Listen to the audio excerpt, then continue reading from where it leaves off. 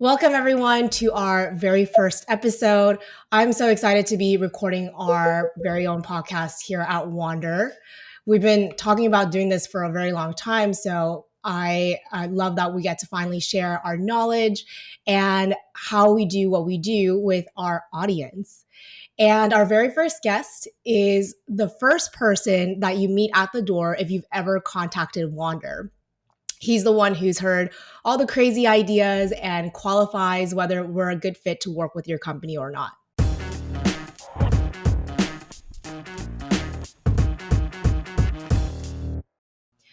So, Gio, welcome to our podcast. Pleasure to be here, Jinny. Thank you so much for inviting me, and I'm super excited to see what comes out of this session today. Me too. So, Gio, just a quick introduction. He's been working in sales and training for the last 10 plus years across multiple industries, right? Hospitality, TV production, real estate, and tech. So, lots of variety. And throughout his career, he's created SOPs for training at companies with global reach, has been involved in multiple transactions totaling $4+ million. That's amazing, Gio. And he's been working at WandrFul since 2020, supporting our sales team, internal information transfer to the production team, and implementation of new ways to become more efficient in the ever evolving environment of product design. So he's helped bring on board more than 20 new clients and has been looking forward to pushing the number further in 2020. Well said, Jinny. Well said. Couldn't have said it better myself. So, Gio, we're going to start off with a quick round of rapid fire questions just so the audience gets to know a little bit more about you. So, let me know when you're ready. All right, let's do this. I'm never ready for the rapid fire, but let's do it. So, where did you grow up? I grew up in Bogota, Colombia. Where are you now? Los Angeles. Been in the US though for 20 years already. Came in 2001. And what's a book that you think everyone should be reading? I really love what I learned in Getting to Yes. Getting to Yes is a book that helped me really understand how discussions work, how negotiations work, and really how to separate issues from people. I think that concept, when I learned it, I was like, wow. And I started implementing that in my daily life, and it was life changing. So, Getting to Yes, I think professionally would be my first recommendation. Is that what you use to get your wife to say yes to you? I try to, although sometimes it feels like she uses it better on me. All right. What is one app you cannot live without? I think that's easy. YouTube.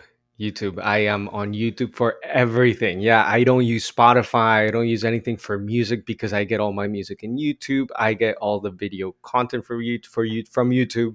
Um, we don't have cable at home, so all the media that we consume is also through YouTube or other subscription services.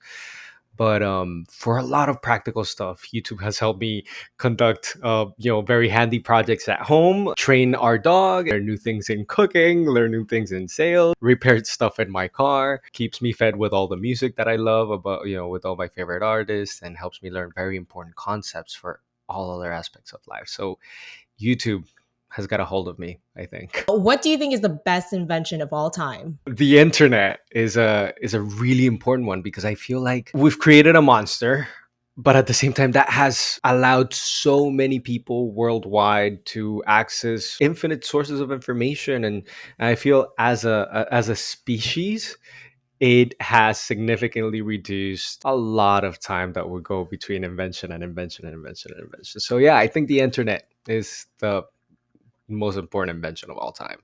All right, two more questions. What's your all-time favorite accomplishment? When it comes to accomplishments, being able to, wow, tying back to that book that I was talking about, while that talks about detaching issues from people, I think one of my biggest personal accomplishment has been being able to put my abilities as something almost detached from myself and focusing on how can those be applied across all these multiple industries, right? Most of the time, at least in sales and in personal interactions, you are dealing with people on both ends. So being able to detach my person from my abilities, and being able to use them and say, okay, so this is the challenge that I have. How can I use these abilities to understand this challenge and to tackle it in the most efficient and effective way? I think that has been my biggest achievement, because that has enabled me to, pivot industries as needed and being successful in those industries as well. So yeah, I think that's my final answer. I love that. I love that. And what is the biggest challenge you're working on now? Personal or professional? You can pick whatever you want, however you want to interpret that question. Personal, it's adapting to a diet that is eradicating psoriasis from my body. For those who don't know, I have psoriasis, and it's genetic. I had no clue that I had this in my genes until 25, and then from 25 to 36, which is my age, by the way. I've been dealing with this, and I found ways to effectively eliminate it. But because up until 25, I had access to all this amazing stuff, like all the foods that I wanted to have. It's been a little bit challenging for me to commit to that diet that will ultimately heal me. But that's one of the biggest challenges personally that I'm working on. Professionally, adapting to the current environment. After 2020, so many things changed, and that has impacted industries like ours. So, tech in general, of course, has been significantly impacted by this, but working on ways to help Wander adapt to that new environment. And I think that's a really good segue into our interview today. I'd love for you to elaborate a little bit more about the challenges that you're seeing within Wander and maybe with our clients, these new changes with remote work. Yeah. So, one of the things that you know everybody will always hear me say, especially when I'm talking a little bit about Wander, is the fact that we've been doing remote work since before remote was a thing, right? Oh yeah. Um, yeah, exactly. So in a way, we were in touch with the times already, but pros and cons with everything, right? So that really helps us to tap into great talent from around the world without limiting ourselves to only what's available here in Los Angeles. Um, but at the same time, that it creates some challenges in communication, in creating those standards that everybody must abide by. And although everybody's bringing that their own cultural touch into their professional output, um it is important to establish certain standards that everyone can adhere to. So that's something that I feel like we have done very effectively here at Wander, like create a way for us to maintain constantly high design output. But talking about challenges that people within the industry are facing, for example, that we can help, but sometimes we're not able to help because they come to us like, okay, I need a complete redesign of my platform in a month. That's although I'm exaggerating a little bit, this is basically driving home a point that while we can help our clients achieve what they need to achieve, sometimes there's a disconnect in their expectation. And I feel like some of that is in part due to the great resignation, right? Like I some of the clients that I talk to, they've had, a design team or a designer in place, and they've recently lost them because they found a different job, or they just don't want to do this anymore, whatever the reason is. And that's, I feel, part of what's fueling this. Hey, I need this done in 30 days or in 45 days, which is unfortunately not feasible for us, even if we weren't in this environment, right? But that's I feel one of the biggest challenges so far. Let's expand a little bit more on that great resignation because that has been a big challenge. I know for the client side and also for Wander. Like we have been constantly on hiring mode. And I know with our clients, like they're also not able to hire talent fast enough. And some of them reach out to agencies specifically for them to ramp up pretty quickly. Right, right. And then ramping up at Wonder, for example, it would take us 2 weeks on the regular, but because of the current changes in the environment, it's taking us about 3 weeks now. And we want to be very upfront with our clients about that, right? Because that is, if time is one of your main decision factors, then this is ultimately going to impact that. And if so, are we still a fit? um so yeah, adapting to that has been a little bit tough, but luckily those who see the value in what we present and what we bring to the table, those who really want that tried and true process, that structure that we have in place supporting the teams that are assigned to the multiple projects that we have. Those who see the value in that will find a way to work with us, and also those who prepare in advance. I feel like that's something really important to define, because I can come here and tell you, hey, yeah, I need I want an app that does this. Give me details, give me functionality. Like, what exactly is it that you're looking for? Like, can you please put together in a sheet what your ideal product would do? And it's as simple as that, like an Excel sheet. But yeah, I feel like that is also a bit of a challenge. Yeah, and I was gonna say that feels like such a simple thing to do, and it's such an understatement of how valuable it is. But so many leads and our clients will come to us, and these aren't just small startups, these are large companies, sometimes Fortune 500 companies, and they're just so unprepared to work with a team like ours. Like, they have expectations, like you said. Some of them will say, hey, like, we want to get this entire UX done within a month, and we want to start yesterday, Yeah. and for them it's almost like a qualifying factor that we are like ready to go tomorrow, when in fact they are not even ready to start tomorrow if we really needed to. Right. So what other expectations are you seeing that might be a big challenge for these companies, and how they can better prepare themselves to not only work with design agencies, but just UX people in general? Well, there's a few things that we deliver, for example, as by default in everything that we do, um, that I see that some companies don't have. And I know it may be a little bit hard to see the value in those, as let's say you already have a team and you're looking for, team augmentation or increasing your bandwidth so that you can keep advancing, but also bridge some gaps that you have identified.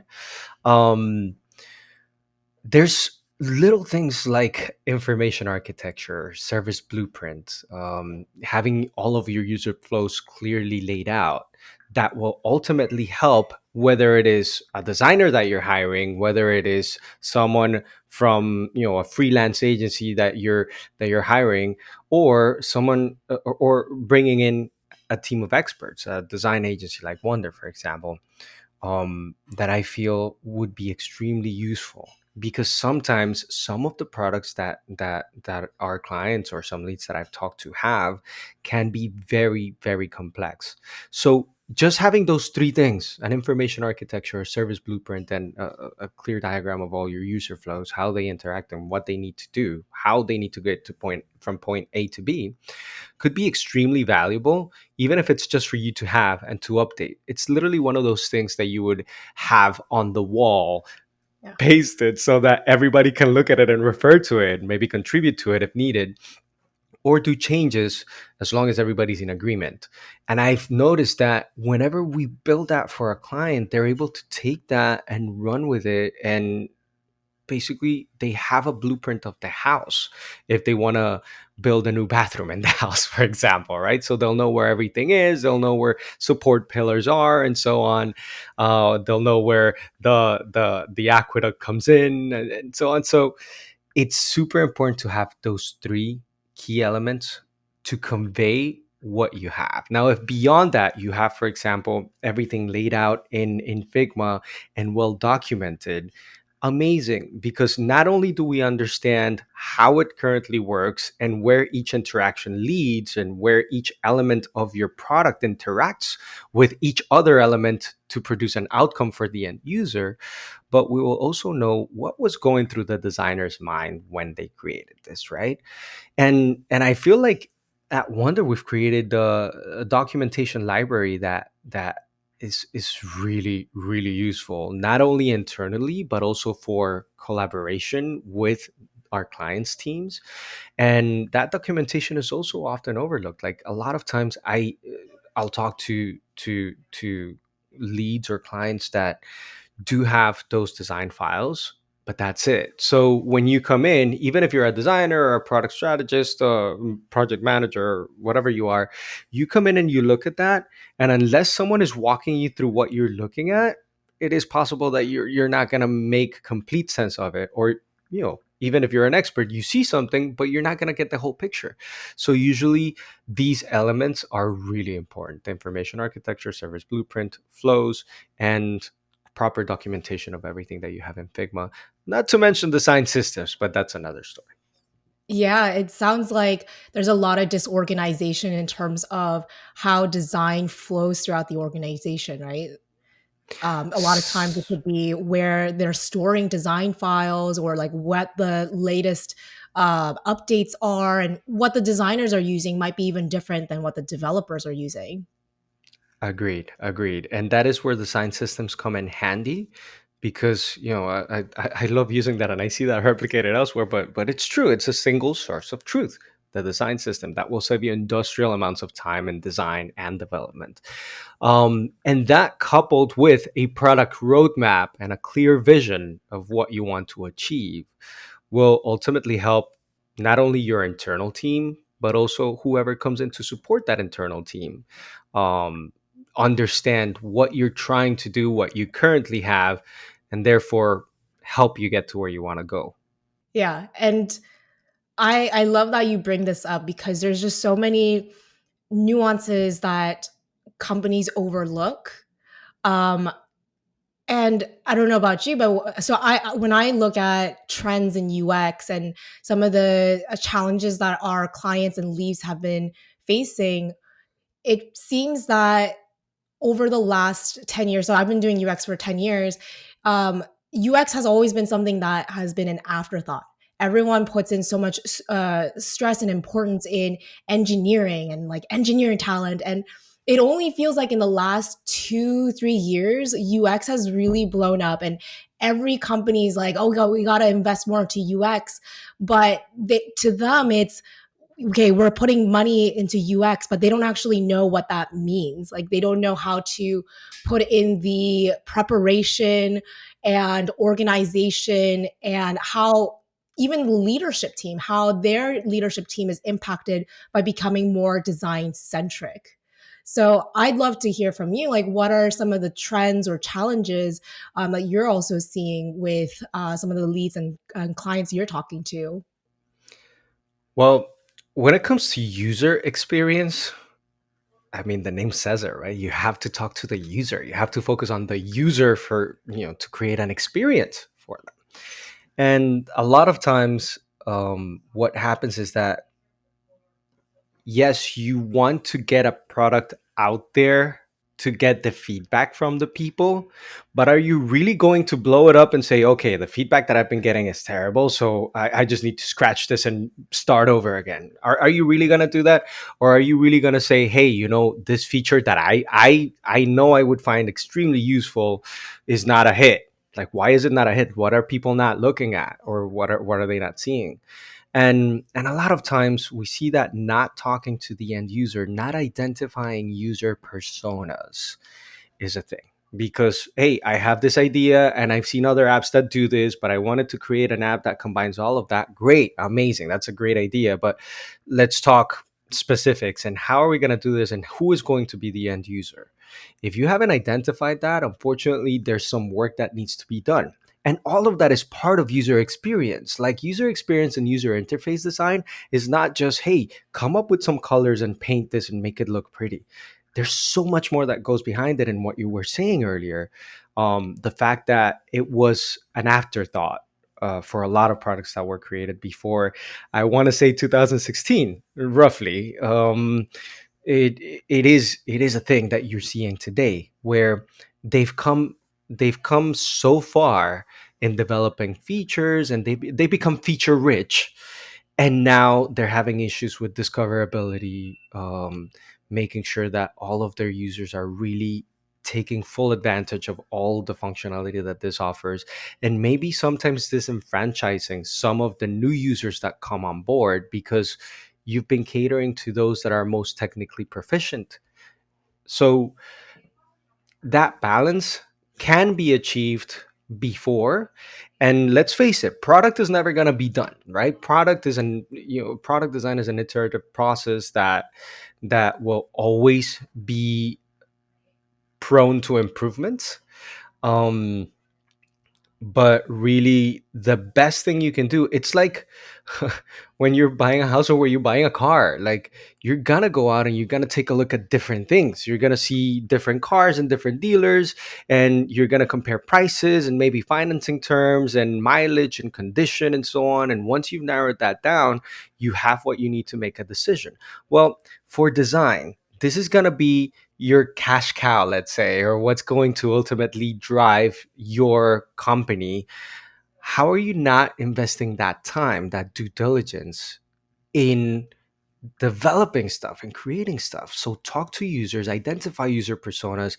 There's no substitute for user interviews, there's no substitute for user research. And once you have that, grab it and synthesize it into actionable design points so that you can come up with the best possible product. It's still mind-boggling how some of these big companies operate without any user research. Like, a lot of times these are product managers who will, they'll hear from customer support team, like, oh, we need to build out a feature, so therefore we're going to build this feature out. As you said, they're feature rich, but how that feature works and it incorporates to the rest of the user experience might not be flushed out very well because they're not actually doing the research and talking to the users. And it's amazing, like, how little companies are investing into research. And when we quote clients, a lot of times they're like, "Oh, that's great, but it's a little expensive. Let's take the research out." And to us, that's like the most important thing. Like, okay, we can design something, and we'll design it to our best ability using best practices, but we don't know your users. We got to talk to them, and you're blocking us from being successful, from delivering you success that your team needs. And sometimes it's a little bit frustrating because it's literally like a guessing game. But yeah, and I love what you brought up about product never being done, because we also have clients who are like, okay, this is the end point. Like, we'll give you guys 8 weeks, and we want you to deliver the next Uber, and that's the final product. But no, product will never be done, right? So why do you think companies are looking for agencies versus hiring in house? um Part of that would be the process, the quote unquote pool of talent, and I can elaborate on that a little bit. But the process, the pool of talent, and having that outsider point of view, I think that's something that the clients that have successfully worked with us and continue to engage with us have valued quite a bit. And particularly, for example, the US Air Force, I've heard them say it. I've heard Loop Commerce, for example, another really really important client for us, has said that. And it's basically being able to bring in a trained eye to see what you're doing and give you feedback on it, right? And not just give you feedback, but actually being able to work on that without your direct supervision. Now, granted, everything that we do here at Wander is collaborative, right? So we've through time we've discovered that the best guardrail against scope creep is actually having client buy-in at every step of the process, and that's something that we stress quite a bit throughout our projects. And we achieve that by conducting weekly check-ins, and sometimes we participate in our clients daily meetings, daily stand-up meetings, and so on, so we can be as involved or as touchless as possible, never doing anything without at least one weekly check-in with our clients. So going back to why an agency has been, the route of choice for some of our clients is that bringing that trained eye, that expert eye, to the processes that they may be involved in and day out, and there may be some things that they're missing, or there may be best practices that they're not following. And with us, at least I can speak for Wonder, the fact that we work across multiple different industries, that really helps us identify certain things that have worked in this one and this one and this one and this one.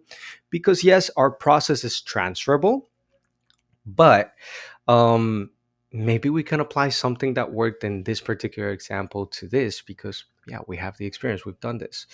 So I think that brings a lot of value to the table, and also the fact that we have that design quality assurance process, right? We have design leads, we have strategy leads that will help bounce back ideas, with our team members, and that will ultimately contribute to a much better implementation of design.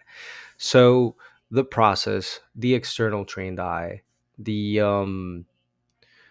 pool of resources. So because we have multiple different designers and strategists in our roster, it is very useful sometimes to be able to tap into that experience. So let's say you have a resource that has been assigned specifically to your project, and they have relevant experience in whatever you're doing, but maybe there's someone in our team that can contribute a little bit to that. This happens behind the scenes, but we have multiple Slack channels, and I constantly see them, and I love what I see because I learned so much about design.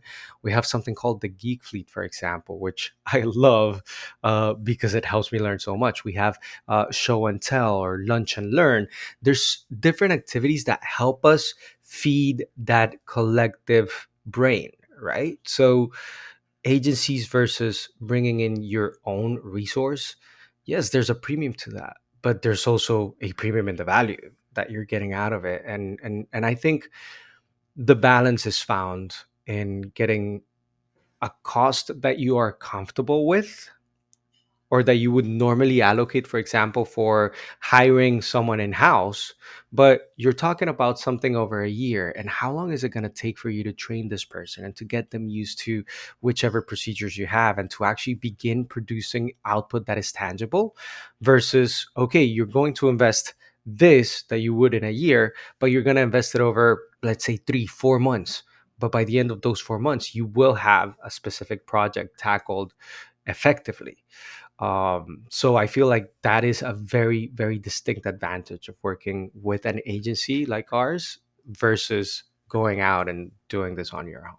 Yeah, you just brought up such a great point because, a lot of companies forget like it's not even about the monetary investment, right? If you have, let's say, $120,000 for the year to invest in, that's only going to get you maybe one mid-level to senior level UX designer in California.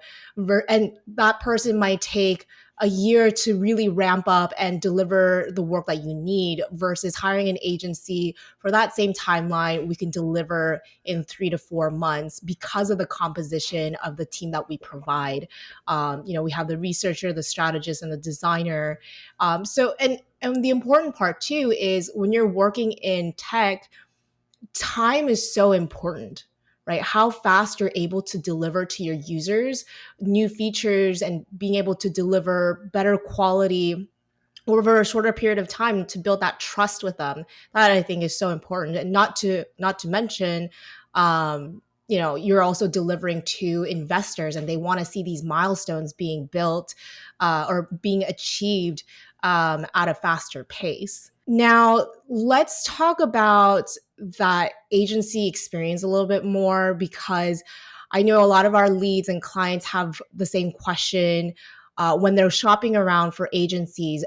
They see a wide range of price points from, they have offshore dev teams all the way to US based companies, and they're getting prices all over, prices and timeline all over the map. So, Gio, can you talk to us a little bit more about why we have such a wide range in the industry for agencies? Well, I think a good starting point for that is the scoping of a process, right? So I've heard I've heard people ask me about, hey, so this is going to be about 50 pages. How much is it going to be? Right? Or yeah, how I much do you hate charge per that, by the page? way. I hate that. What is a page? I hate it. Yeah. There's multiple definitions for that, right? So when it comes to scoping, we take it very seriously because we can't, if there's something that we can't commit, if there's something that we say, okay, let's go in, let's do the research. And as we're doing the research, we say, hey, we know you've passed on all the information that you had at the time in good faith. Fantastic. But there's these things that we've discovered that maybe you weren't aware of. And how are we going to approach that? And then that becomes a whole discussion, right? So, in order to address that, because that has happened to us in the past, we've come to take our scoping process very seriously. And it normally takes us about 5 business days to create a proposal. Um, from the moment that our client, or that the lead, the prospect, decides that it is time for us to move forward, right? From the time that they see what we've done, we've presented to them relevant examples to the project at hand, and then, okay, they're ready to proceed with a proposal. Fantastic. So it's going to take us about 5 business days. And then during those 5 business days, we ask them for everything they have. And this is tying back to my initial point. This is where it's very important to look at your information architecture, your service blueprint, and multiple other factors that will help us draw a clear picture into where you are, what you have, and where you want to go. And now, how long is it going to take for us to do that, and what are we going to be doing on every day? Because that's how we literally build our proposals. We talk about day 1, day 2, day 3, day 4, day 5 in multiple weeks. And that's extremely important when determining the cost of a project. At least here at Wonder, we always talk about a project in terms of time because the deliverables are pretty standard, I would say, right? So when it comes to deliverables, yes, we will hand over all the Figma files. We will create a design system, at least with all the design assets that we have created throughout our engagement. And whenever needed, yes, we will create the other elements that I've mentioned earlier: information architecture, service blueprint, user personas if you need them. um, so taking the scoping into account, we've come up with a way to work in terms of time, as opposed to charging by page or by hour. That concept of time in weeks versus hours is very powerful, because sometimes some resources may need a little bit more to push them over the hill than others. And that is yet another point that is valuable of working with an agency, right? The structure that we have helps us muster resources internally to deliver a successful product.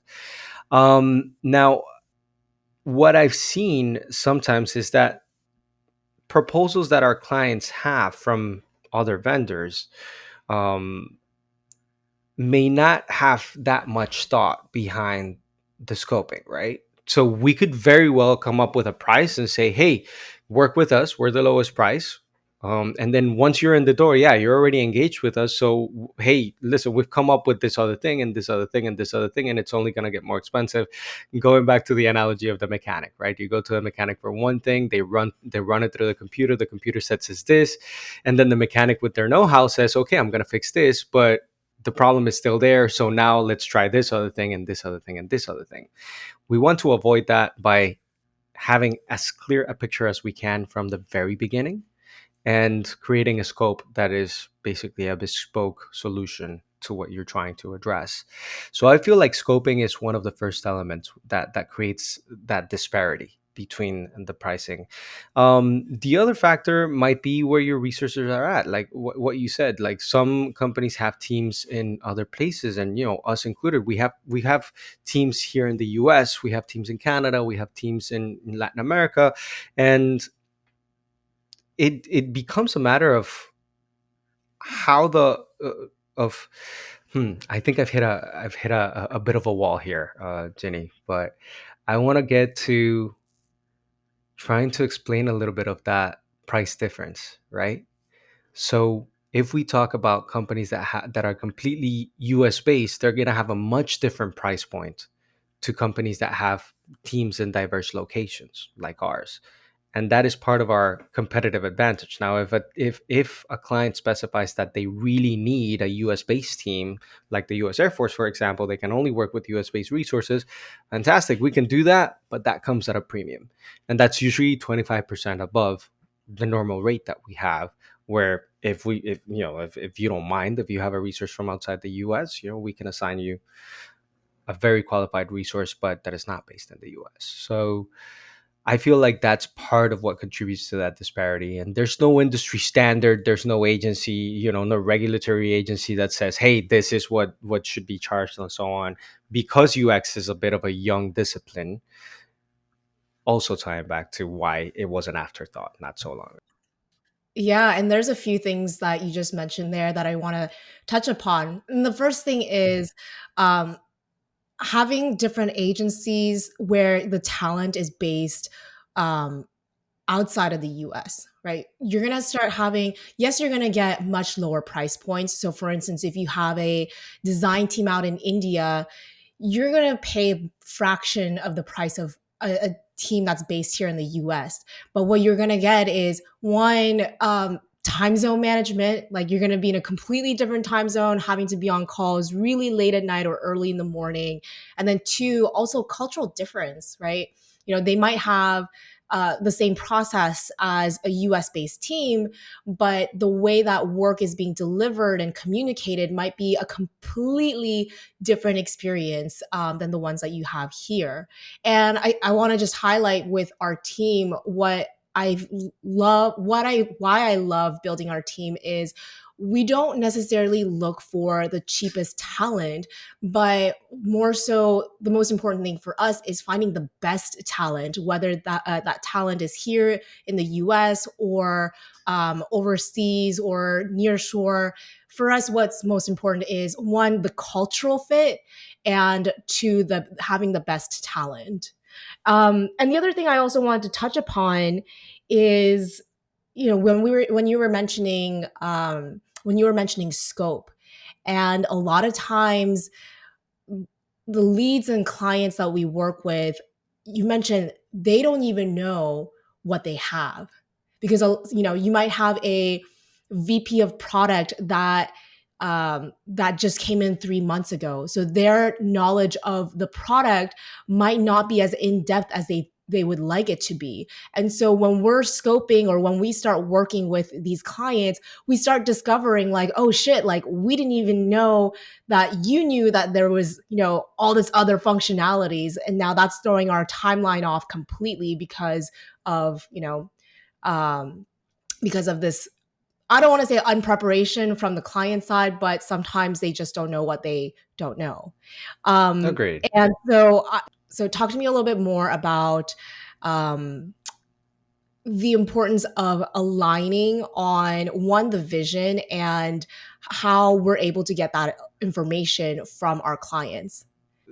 The easiest way for me to say it is, seeing the world through your eyes, right? So the easiest way for our team to see the world through our clients' eyes is, yes, going through an audit of what they currently have, but in practice, it is getting all of the stakeholders that have an influence in the outcome of this project in the same virtual room, in the same Zoom call, um, and allowing them to participate and to voice their concerns or their ideas in the form of a design thinking workshop. Or sometimes we just call it an alignment workshop because design will come a little bit later. We'll you know Ultimately, it's a workshop where we want to talk to all of your stakeholders, and that really enables us to understand how things are working within the company, right? So what is the vision and how aligned is the execution to the vision?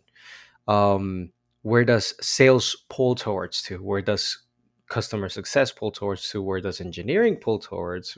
marketing, design, etc.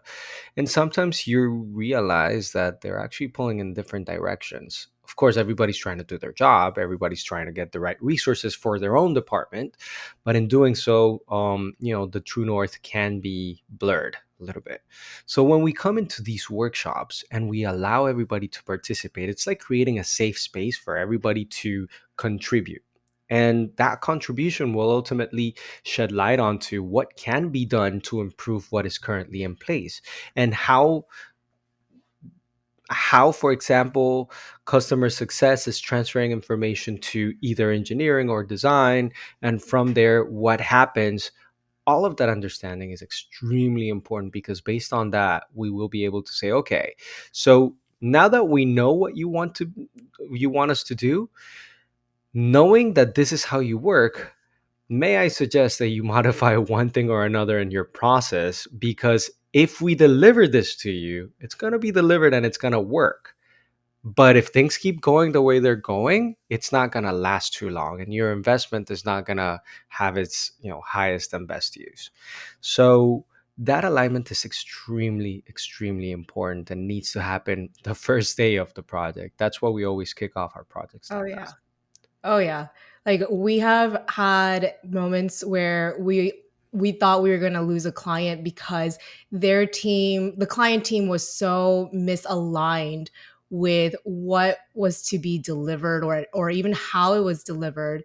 I don't know if you remember that one client where the CTO wanted design deliverables right away, and then the product manager wanted to go right into 2-3 weeks of research, and there was a collision of a conflict of interest that ultimately put us in the on the chopping block versus the clients agreeing to what actually needed to be delivered. And so that stakeholder interview and alignment workshop is so important for not just working with a design agency, but just any team in general. Like every stakeholder that has part of product development needs to be 100% aligned on how things are being delivered and what needs to be done at what timeline. Agreed, agreed. And sometimes that disconnect, it's better to detect it earlier than later, because otherwise it puts things in jeopardy. And ultimately, I remember for this client we were suggesting to conduct that research. We were suggesting to start there, but the ultimate decision maker apparently had one vision that wasn't communicated with this other one, and ultimately I think it ended favorably, because we delivered something that they were happy with.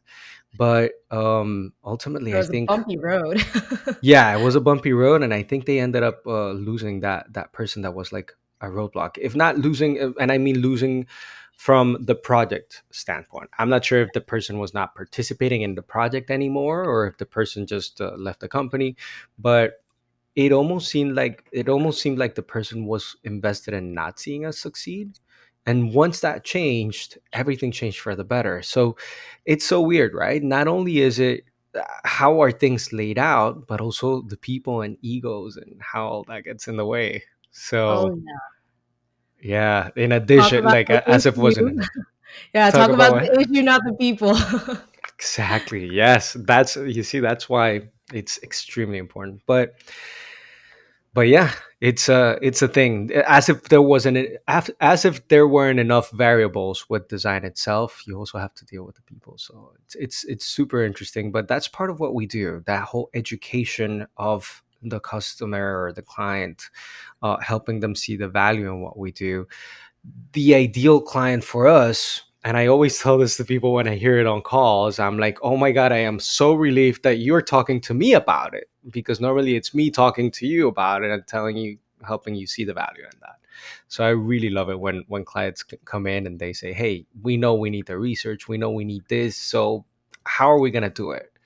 And that's the most beautiful relationship that we can begin.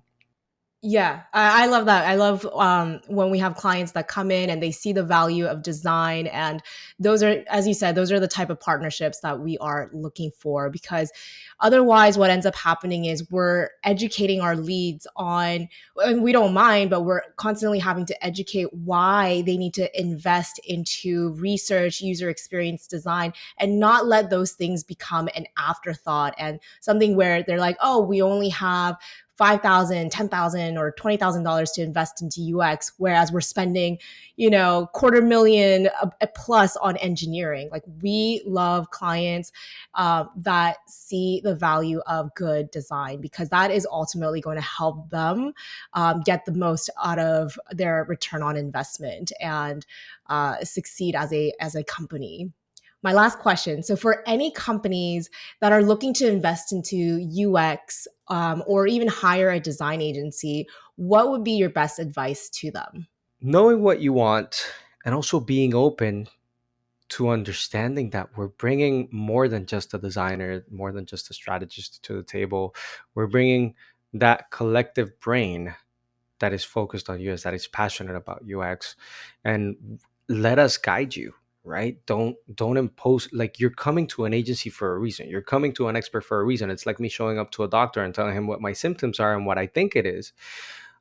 Which, okay, so why did I go to the doctor anyway? Right? So I think being knowing what you need and being open to letting it flow the way we normally flow would be the best word of advice.